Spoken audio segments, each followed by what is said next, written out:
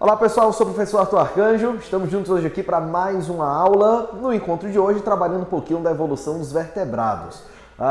O grupo vertebrato, o subfilo vertebrata, atualmente é mais comumente classificado como subfilo craniata. E aí qual é a ideia? Antigamente a classificação era chamada de vertebrata, que teoricamente todos os indivíduos desse grupo apresentavam uma coluna vertebral. Hoje sabe-se que nem todos desse grupo especificamente, apresentam essa coluna vertebral, mas todos apresentam um crânio, mesmo que esse crânio seja cartilaginoso. Então, o mais correto hoje é nós falarmos em um grupo craniata que já está disposto aqui na lousa para vocês, indo desde animais chamados de lampreia até nós que somos animais aqui classificados como mamíferos. Se nós lembrarmos algumas características básicas da evolução, a gente sabe, primeiro, evolução não é um processo de melhora, evolução é um processo de mudança. Então, ao longo de todo esse período que a gente vai trabalhar aqui, os indivíduos mudaram, desenvolveram novas características de maneira completamente aleatória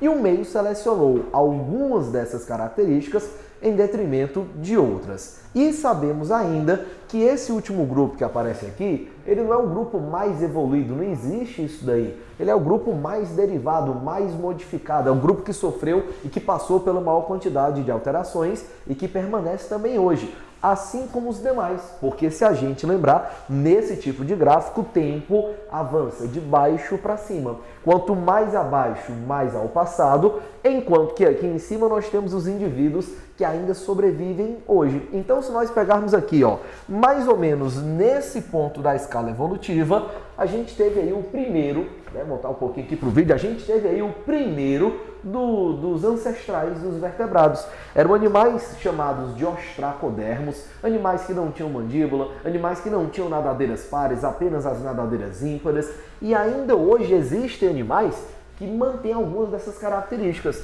São chamados peixes-bruxas e as lampreias. São animais classificados como ágnatos, uma vez que eles não têm mandíbula, e classificados também como ciclóstomos.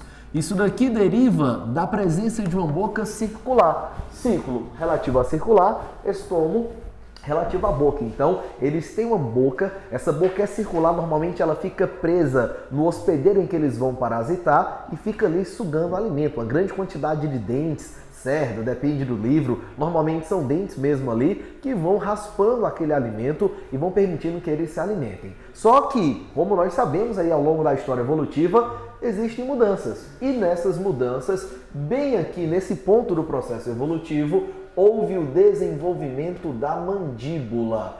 E por que o surgimento da mandíbula é uma característica fundamental na história evolutiva?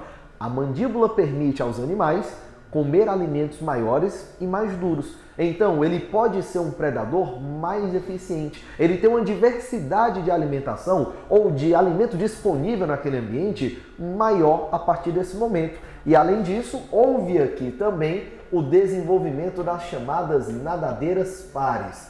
Existe o par de nadadeiras peitorais e o par de nadadeiras pélvicas. Se existem essas nadadeiras a mais, pelo menos na teoria, a capacidade de movimentação desses animais é uma capacidade maior. Então pensa, são animais que se deslocam mais eficientemente no ambiente e são animais que têm uma mandíbula. Então isso faz deles predadores com toda certeza muito mais eficientes. O primeiro, o ancestral desses animais que ainda existem hoje, foi um animal chamado de placodermo, foi provavelmente o primeiro animal a apresentar mandíbula e as nadadeiras pares, e ele deu origem não somente aos condríctes, como também aos demais organismos que nós classificamos como sendo craniatos, uma vez que você, por exemplo, desenvolve mandíbula também. Então, provavelmente, os descendentes desse ancestral que inicialmente surgiram, que primeiro surgiram na escala evolutiva, foram os peixes chamados de condríctes. É o caso dos tubarões, é o caso dos cações, das arraias, das quimeras.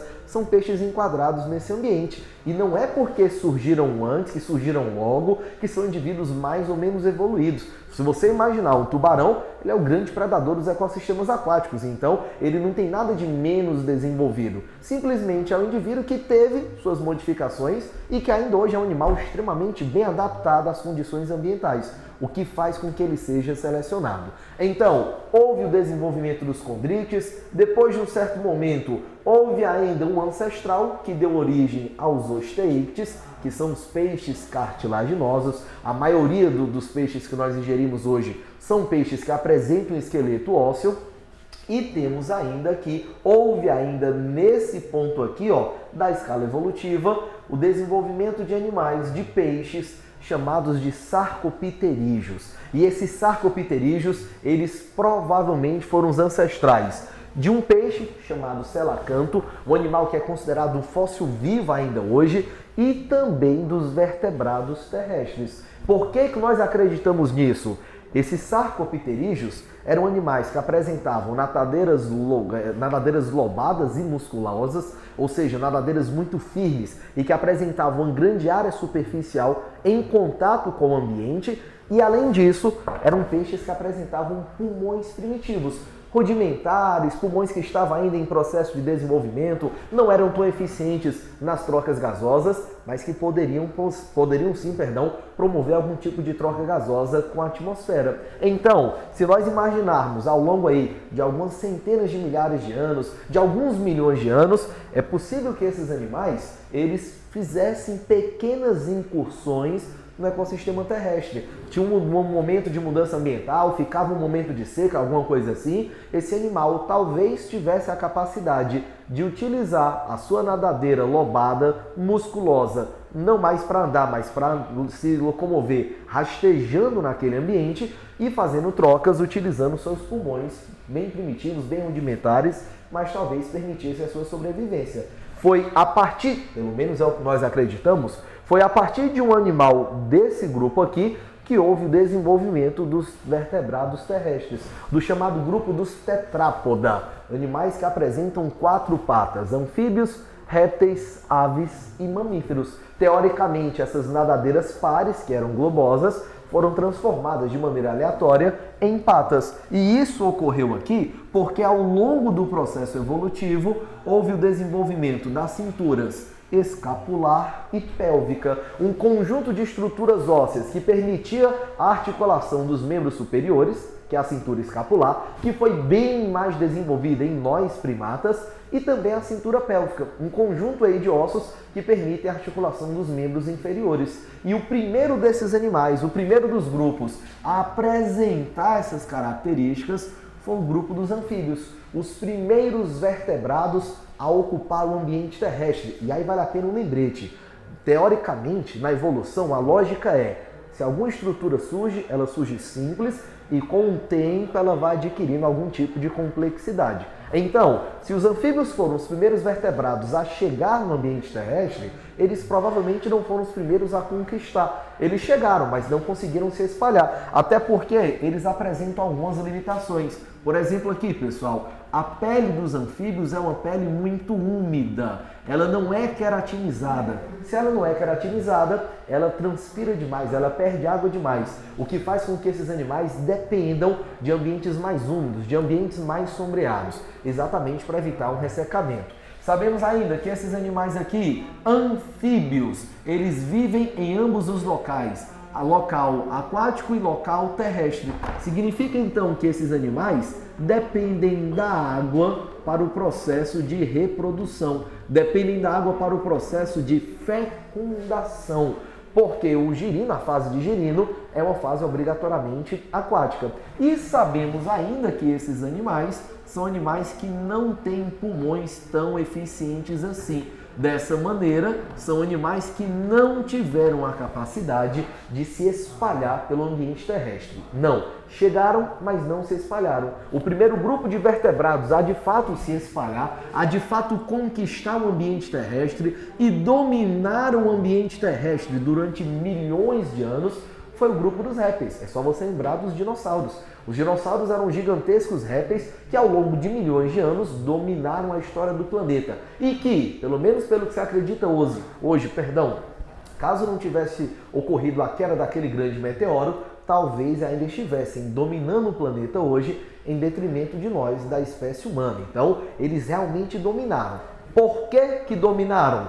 Duas características principais. Primeira característica, e talvez a mais importante, desenvolvimento de um ovo amniótico, desenvolvimento da cavidade amniótica, do líquido amniótico. Ao invés de desenvolver o seu indivíduo, o seu embrião, o seu zigoto em um ecossistema aquático, os répteis adotaram a estratégia de formar um ovo calcário e de dentro desse ovo calcário envolver o embrião com líquido amniótico, um líquido que vai protegê-lo de choques mecânicos, da desidratação, vai manter a temperatura constante. Isso permitiu a independência da água para o processo de fecundação, permitindo que esses animais se afastassem e conquistassem cada vez mais espaços nos continentes. Além disso, são animais que apresentam uma pele queratinizada, uma pele seca, uma pele que evita bastante a perda de água pela transpiração. Dessa maneira, poderia se espalhar bem pelo ambiente sem se preocupar com a forma de reprodução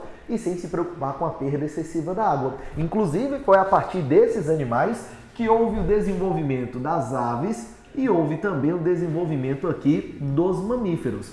Lembrando que somente aves e mamíferos são animais endotérmicos, isso é, são animais que mantêm a temperatura corporal constante, não vai variar sua temperatura. Se você estiver aqui no deserto do Saara, no Polo Norte, tanto faz, vai ser a mesma, 36,5, 37. A mesma coisa acontece com todos os mamíferos e acontece com as aves. Uma característica que é exclusiva das aves é a pena, que é utilizada na locomoção do animal, é utilizada na termorregulação, é uma estrutura fundamental na sobrevivência desses animais. Especificamente agora em relação aos mamíferos, nós mamíferos, apresentamos uma série de características exclusivas também. Por exemplo, somos os únicos animais, obviamente, a apresentarmos glândulas mamárias, sejam elas funcionais, no sexo feminino, ou não funcionais, como é o caso do sexo masculino. Somos animais endotérmicos, assim como as aves, não é exclusividade, mas somos os únicos animais a apresentarmos pelo, um pelo queratinizado partindo do folículo piloso, um pelo que tem uma glândula sebácea associada. Somos os únicos animais, já que a gente não vai ter espaço aqui, ó, você já vai anotando aí embaixo. Somos os únicos animais a apresentarmos glândula sebácea, glândula sudorípara. Então, nós tivemos uma série de características que nos permitiu conquistar o ambiente terrestre. Mas essa conquista só foi possível após o desaparecimento dos grandes dinossauros. Os primeiros mamíferos que surgiram 200 milhões de anos atrás, 200 e alguma coisa milhões de anos atrás, eram animais pequenos, animais de pequeno porte, arborícolas, insetívoros, noturnos. Eram animais que evitavam a todo custo o contato com os dinossauros. Se aquele pequeno animalzinho de 20, 30 centímetros entrasse em contato com os grandes dinossauros, ele provavelmente seria levado à morte. Então, os primeiros eram de pequeno porte e noturnos, para evitar esses grandes animais, e depois que os dinossauros foram eliminados devido às mudanças causadas por aquele grande meteoro, houve uma grande expansão dos mamíferos e, consequentemente, uma grande expansão dos primatas também. Beleza? Galera, a gente para por aqui hoje. Próximo encontro a gente continua esse processo de evolução. Até lá!